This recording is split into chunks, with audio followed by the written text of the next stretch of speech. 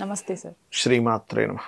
కొందరికి జీవితంలో అసలు నాకు ఇంకా వేరే రూట్ ఏది కనిపించట్లేదు, అసలు ఇంకా నా సమస్యకి పరిష్కారమే లేదు అనే వారికి ఏదైనా వారి కోసం ఏదైనా పరిహారం కానివ్వండి, ఏదైనా ఒక మంత్రం కానివ్వండి, అలాంటి వారికి ఏవైనా ఉన్నాయా?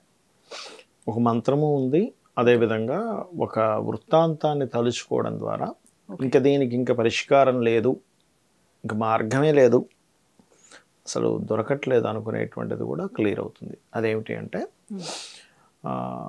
మనకి పరాశర సంహితలో ఉంటుంది ఈ యొక్క అంశం గురించి. అది ఒకరోజు అంటే ఇది ఒక వృత్తాంతం, ఇది వింటే చాలు పరిష్కారం వస్తుంది. ఈ జస్ట్ నేను చెప్పినటువంటి వృత్తాంతం ఏదైతే ఉందో, బ్రహ్మగారు ఆవిలింత తీస్తే అందులో నుంచి ఒకడు బయటకు వచ్చాడు. గార్ధభాసురుడు అంటారు అతన్ని. అంటే గాడిద ముఖం ఉండి శరీరం మనిషి శరీరంలో ఉంటుంది. గార్ధభాసురుడు బయటకు వచ్చి అతను ఈశ్వరుడికి తపస్సు చేశాడు. శివుణ్ణి బాగా ఘోరమైన తపస్సు చేస్తే ఆ శివుడు ప్రత్యక్షమయ్యాడు. ఏం కావాలి నీకు? నాకు మరణం లేకుండా నాకు వరం కావాలన్నాడు. అలా కుదరదు, భూమి మీద పుట్టిన ఏ ప్రాణైనా సరే మరణించాల్సింది. అయితే ఒక పని చేయండి, మరణం లేకుండా వరం ఇవ్వండి, కానీ నేను ఎలా మరణిస్తాననేది మీకు నాకు తప్ప ఇంకెవరికి తెలియకూడదు. అది మీరు ఎవరికి చెప్పకూడదు. మీకు తెలుసు కానీ మీరు ఎవరికి చెప్పకూడదు. అలా ప్రామిస్ చేయండి అంటే, సరే నువ్వు ఎలా మరణిస్తావని నేను ఎవరికి చెప్పను అని ఇద్దరు మొత్తం మీద అనుకుంటారు. ఈశ్వరుడు వెళ్ళిపోతాడు. ఇంకా ఏముంది, మీకు తెలిసిందే కదా, రాక్షసులందరికీ బలం వచ్చిందంటే ఇంక ఇంద్రుడిని చావుకొట్టడం, దేవతల్ని అష్టదిక్పాలకుల్ని దేవతలను అందరినీ వాళ్ళ అధీనంలో తీసుకోవడం, వాళ్ళు చెప్పినట్టుగా చేయకపోతే వాళ్ళని ఇబ్బంది పెట్టడం, ఇట్లాంటివన్నీ ఇంకా వీడు మొదలుపెట్టాడు గార్ధభాసురుడు కూడా.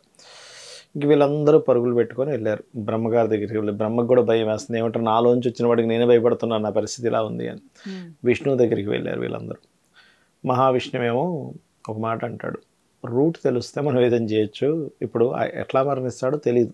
ఇప్పుడు నరసింహస్వామి అవతారం ఉందనుకోండి, హిరణ్యకశిపుడికి ఒక వరం ఉంటుంది, పగలు లేదా రాత్రి. పగలు నా మరణం ఉండకూడదు, రాత్రి ఉండకూడదు. ఇంటి బయట కాదు, ఇంటి లోపల కాదు, భూమి మీద కాదు, ఆకాశంలోని కాదు, ఎటువంటి అంటే మనిషి కాదు, మనుషులతో అవ్వకూడదు, నరులతో, ఇట్లా అది ఏమంటారు జంతువులతో, ఇలా కొన్ని వరాలు తీసుకుంటాడు. ఇది ఎటువంటి అస్త్రము శస్త్రము అని. అందుకని ఏమిటి, అతన్ని ద్వారబంధం మీద, భూమి ఆకాశాన్ని మధ్యలో తొడ మీద గోర్లతో సాయం సంధ్యా సమయంలో నరసింహ అవతారంలో చీల్చేశాడు. వీడు ఎలా చచ్చిపోతాడో తెలియదు కదా. మరి అలాగా సరే అందరం కలిసి మనం శివుడి దగ్గరికి వెళ్ళి అడుగుదాం, శివుడు ఏం చెప్తే మనం అది చూద్దామని వెళ్ళి అడుగుతారు. అయ్యా ఇలా ఇలా నువ్వేమో వరం ఇచ్చావు, తెరా చూస్తేనేమో మాకు మార్గం తెలియట్లేదు, నువ్వు చెప్పాలా మరణిస్తా అంటే, లేదు లేదు నేను మాట ఇచ్చాను భక్తుడికి, నేను చెప్పను అని, కాబట్టి నేను మీకు చెప్పలేను అని చెప్తాడు. అప్పుడు మహావిష్ణువు ఏమంటాడంటే, నేను నీ దగ్గర నుంచి ఎలాగైనా తెలుసుకుంటాను అంటే, సరే నువ్వు కనుక నా దగ్గర నుంచి తెలుసుకోగలిగితే, అతన్ని గనక సంహరించగలిగితే నేను నీకు దాసుని అవుతాను అంటాడు శివుడు మహావిష్ణువుకి. సరే అయితే నేను తెలుసుకోలేకపోతే నేను నీకు దాసుని అవుతానులే అంటాడు మహావిష్ణువు శివుడికి. సరే ఇద్దరు ఒకరికొకరు, ఒకరి భక్తులకు అంటే ఒకరినొకరు మనసులో ధ్యానించుకుంటారు ఎప్పుడు కూడా. శివుడేమో ఓం నమో నారాయణాయ అనుకుని ధ్యానిస్తూ ఉంటారు, విష్ణువేమో ఓం నమ శివాయ అనుకుంటూ ధ్యానించుకుంటూ ఉంటారు ఇద్దరు ఒకరికొకరు.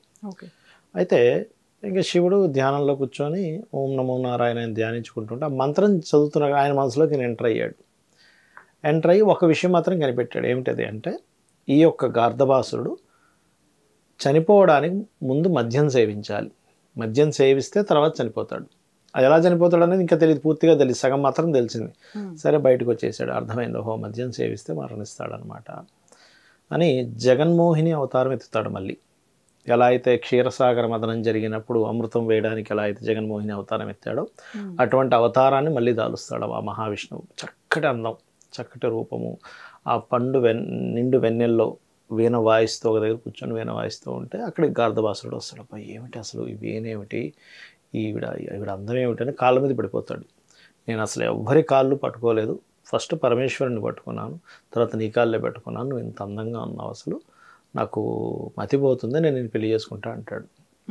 అంటే సరే చేసుకుందు కానీ నాకు ఇప్పటిదాకా నేను ఎందుకు పెళ్లి చేసుకోలేదు తెలిసి, ఇంత అందంగా ఉన్నా కూడా నేను ఎవరినైనా వివాహం చేసుకుందామంటే ఒకటి బాగుంటే ఒకటి బాగోదు, అందం ఉందంటే వాడికి చదువు రాదు, చదువు ఉందంటే డబ్బులు ఉండవు, డబ్బులు ఉన్నాయంటే ఇంకోటి ఏదో లోపం, ఇలా ఏదో లోపం వస్తుంది. కాబట్టి నేను అన్నీ బాగున్నవాడిని చేసుకుందాం అనుకుంటున్నా అంటది. అంటే అతను ఏమంటే నేను అంత బాగున్నాను కదా, ఇంత చక్కగా ఉన్నాను, నా ఫేస్ చూడు ఎలా ఉందంటే, నీదేంటి గాడిద మొహం నీది, నీ ఫేస్ బాగుండడం ఏంటంటే, అలా కాదు నా గొంతు అలా అనిపిస్తుందేమో నీకు, కానీ నేను డ్రింక్ చేస్తే కనుక, అంటే మద్యం సేవిస్తే కనుక నాకు అద్భుతంగా పాడగలుగుతాను, నేను చాలా బాగుంటుంది నా గొంతు తెలుసు. సరే అని ఈ మహావిష్ణువే ఒక మద్యాన్ని తయారు చేసి ఇస్తాడు గర్దభాసురుడికి. ఇచ్చి సరే నువ్వు సేవించి ఏం చేస్తావు, ఏ పాట పాడతావు పాడు చూద్దామంట. మొత్తం మీద గర్దభాసుడు తీసుకున్నాక ఇంకా మత్తెక్కిపోయి ఉంటాడు, ఇలా ఊగిపోతుంటాడు, తూలిపోతుంటాడు, పడిపోతుంటాడు, ఏదేదో అయిపోతుంటాడు. బాగా డ్రింక్ చేస్తున్నాడు కదా, మద్యం సేవించున్నాడు కదా. అప్పుడు ఈ జగన్మోహిని ఏమంటుందంటే, సరే అంతా బాగానే ఉంది కానీ నువ్వు చూస్తే ఇలా నీకేమో మద్యం సేవించే అలవాటు ఉంది, ఈ మద్యం సేవించి నువ్వు దేని కింద నన్ను పడి చచ్చిపోయావంటే నా పరిస్థితి ఏమిటి, ఇంత అందంగా ఉన్నాను నేను నిన్ను పెళ్లి చేసుకుంటే అంటే, అబ్బాయి అలా నేనేం చావను, నాకు ఓ వరం ఉంది తెలుసా నీకు, నేను ఎట్లా మరణిస్తాను నీకు తెలుసా అంటుంది. ఎలా మరణిస్తావు నువ్వు అంటే, పైన తోడేలు ముఖం ఉండాలి, కింద మనుష్య శరీరం ఉన్నటువంటి అలాంటి జీవితంలో నేను మరణిస్తాను, అది కూడా మద్యం సేవించినప్పుడు అని చెప్తాడు. సీక్రెట్ చెప్పేస్తాడు ఆ మైకంలో మహావిష్ణువుకి, జగన్మోహిని అవతారంలో మహావిష్ణువుకి.